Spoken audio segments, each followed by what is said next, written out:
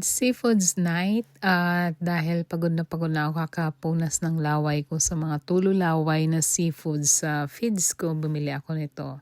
Sabi ni BFF Google, ang tawag daw dito sa English ay razor clam. Naman ni Dudong, kaya daw razor to kasi yung shell niya, yun daw yung pinapangakit natin ng mga ninuno natin. Ewan ko, baka etchos lang ni Dudong.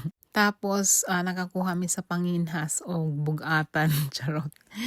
Then, meron tayo ditong pasayan. Dahil sunerte kami sa among panginhas ni Dodong nakakuha pud mi og scallop at may bonus pa yung scallop, may cheese na sa loob. O, diba? Bongga. Scallop, i-bake natin. Then, start na tayo magluto. Nilagyan ko lang ng butter to at garlic. Mabilisan lang para hindi siya kumunat. Nilagyan ko rin siya ng pechay at ibang vegetables. So, ayan, luto na ang bango. Nakakatamad mag-voice over kasi iniisip pa rin si nanay.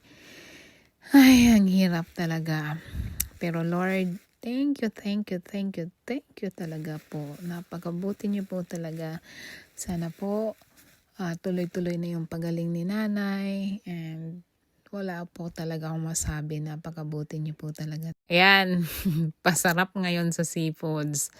Tapos, magmaoy sa sakit sa tuhod later. Tampos na pod tag Jimelina ani.